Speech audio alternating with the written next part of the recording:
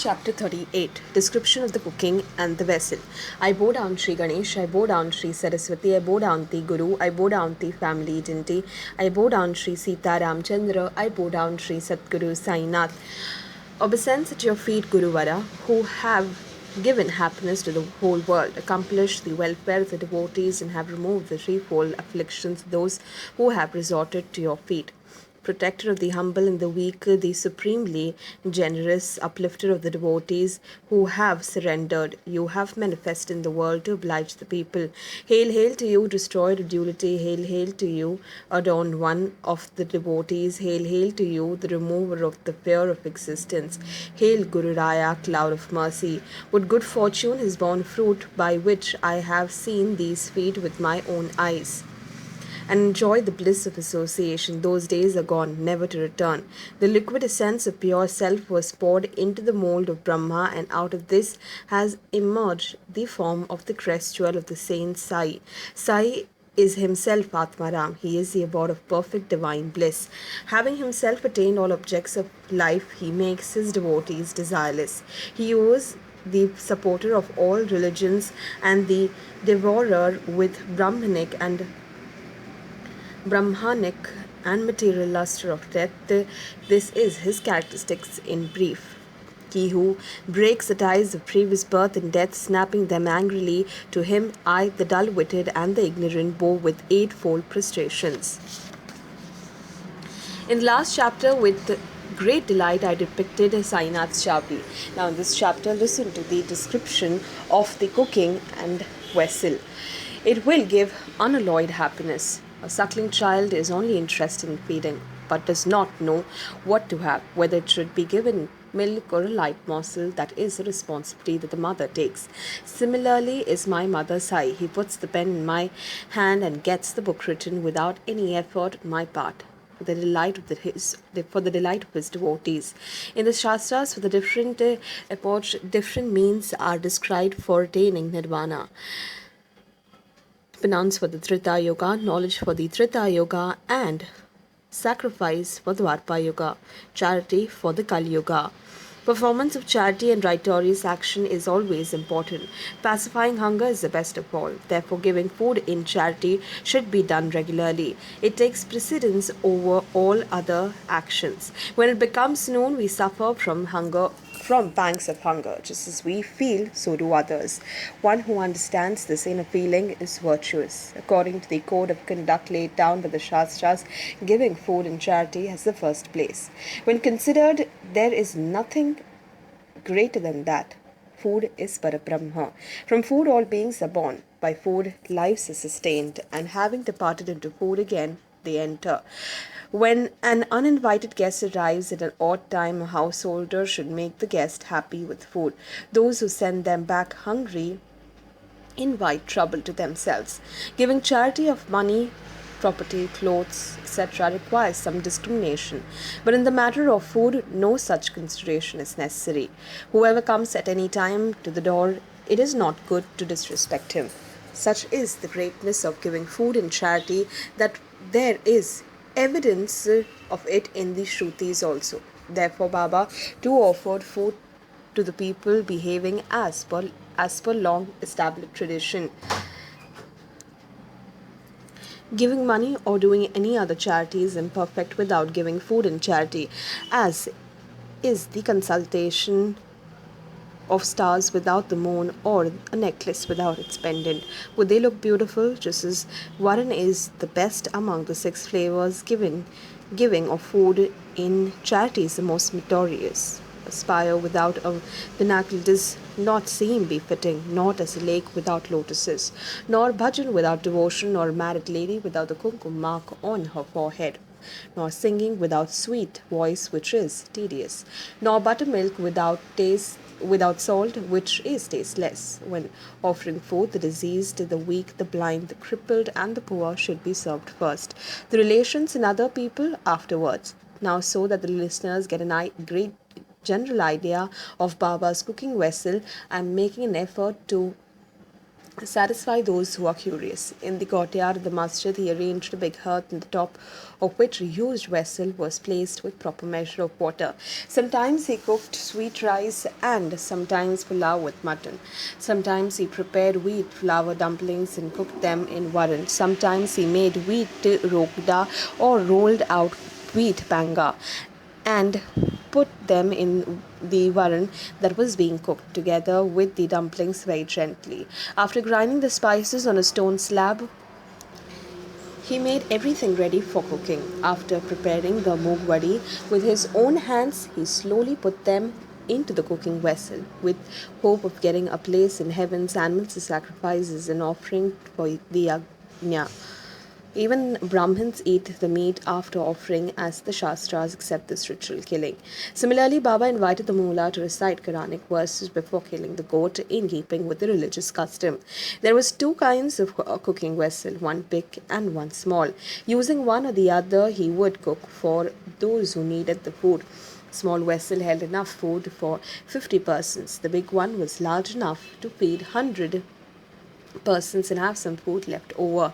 For all the requirements, Baba went personally to the grocer and had him draw up the accounts. He paid immediately in cash. There was no question of credit. Salt, chilies, cumin seeds, peppercorns, vegetable, coconut, copra. Baba brought all these personally after carefully deciding upon the items. Sitting in the masjid and setting up the grinding stone with his own hand, Baba would grind there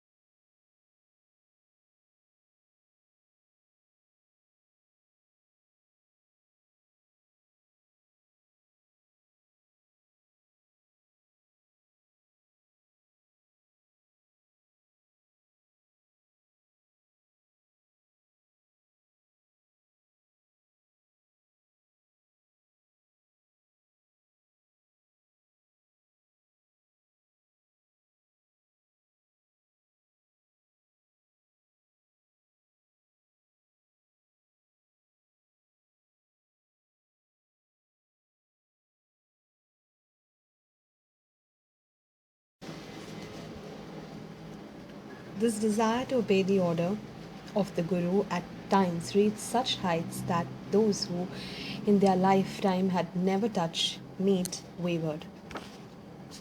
The reality was that Baba never provoked any one of the devotees to tread on the wrong path. So be it. Until 1910, this business of the cooking went on and off with great enthusiasm. Thereafter, Das Kanu arrived in Bombay city, who impressed in the hearts of all the greatness of Sai with his Kirtan. From then onwards, Baba's greatness came to be known to all young and old, and countless people then started coming to Shirdi. Then started Baba's puja or worship with 5 prescribed items and different varieties of Nevedya, food and snacks in the noon and later. Varan rice, shirapuri, chapati, chutney, salads, different kinds of panchamrits, kheer, heaps of food descended. Pilgrims came in large number, one and all came running for darshan. They offered nevedya at Sai's feet, and those who were hungry were naturally satisfied. Baba was treated and worshipped like a king with canopies, whisk, and the Tal and the Ghol reverberated. The cycle of devotees increased. His glory spread everywhere. People sung his praises. Shirdi became a place of pilgrimage later on, very holy for the visitors. Because of this, the main reason for cooking was served. Such large quantities of Nevedya came that the fakirs and the paupers were satisfied to their heart's content, and a lot of food was left over. Now listen, I will narrate another story which will give you pleasure to listen. How Baba was displeased when disrespect was shown towards any dinty or shrine. Drawing inferences, some people said that Sai was Brahmin and some that he was a Muslim. He was beyond all caste and creed. No one knew definitely when he was born or where, in what community or in who were his parents. And how could he be a Muslim or a Brahmin? If he was a Muslim, how could there be worship of fire in the masjid or a Tulsi Vrindavan there? Or how could he have borne the ringing of bells?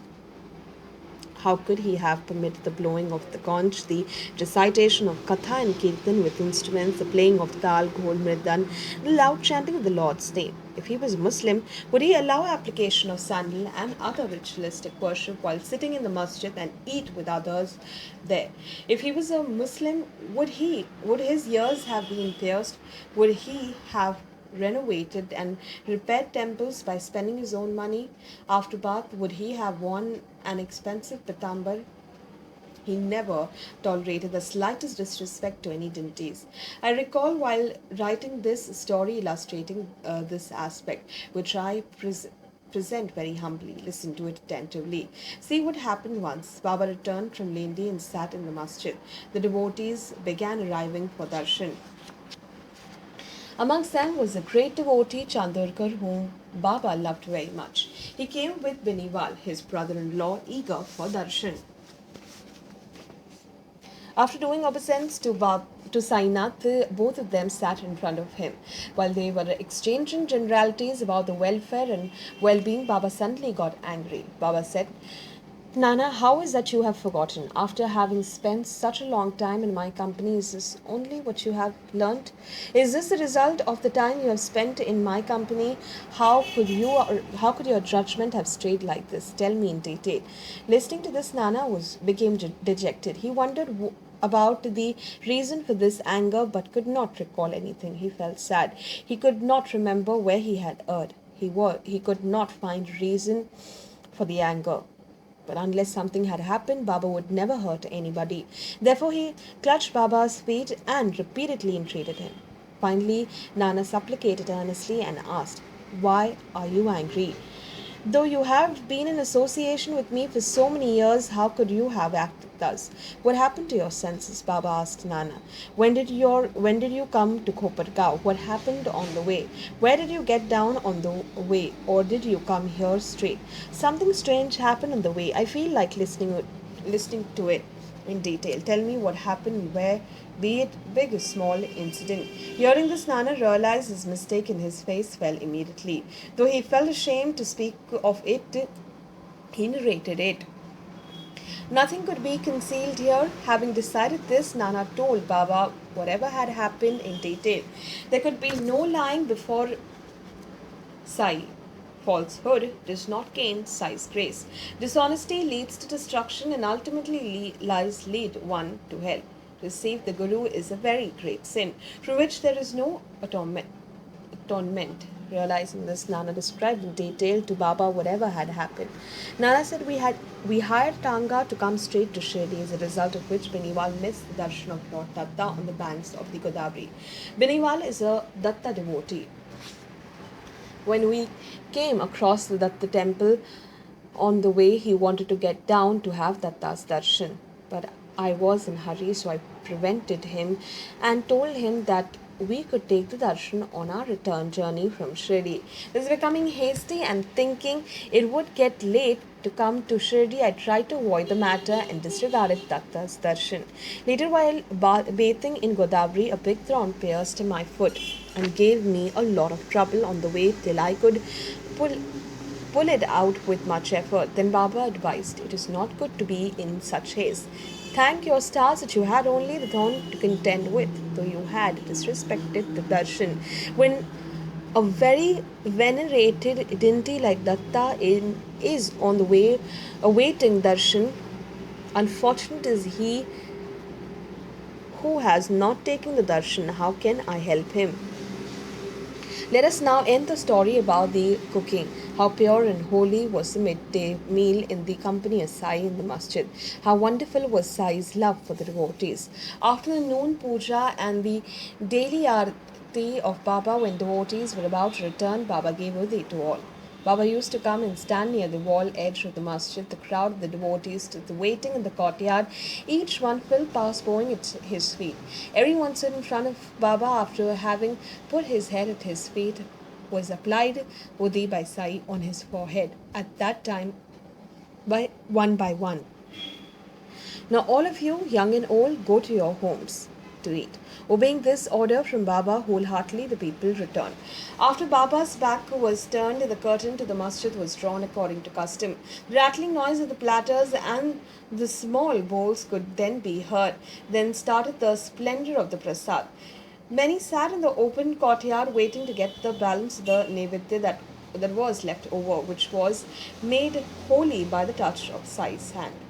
At this end, Baba sat near the nimbar with his back to it, with 2 rows of devotees on each side. Everyone was immensely happy. Everyone pushed his own naivedya in front of Sai Samartha. Then he put all in one platter with his own hands, collecting it all together. One had to be incredibly fortunate to get even a grain of that food touched by Baba's hand, eating which purified one from within and without. One's life's mission was achieved. Vadis innumerable, sarjoria, puri, sometimes shikharini, garge, feni, various vegetable salads, all were mixed well by Baba. Thus all this mixed food was offered to God and concentrated. Thus he filled the platters high and passed to Shama and Nana Nimodkar to distribute. Then calling one by one, he would make him sit near him and with great joy and love made him eat till he was stuffed. All this food was palatable on account of the pure savory ghee chapatis. Pulses would all be mixed. Baba would make this Hodge-Podge and served everybody. On eating this Hodge-Podge made so lovingly, it was equivalent to heavenly bliss.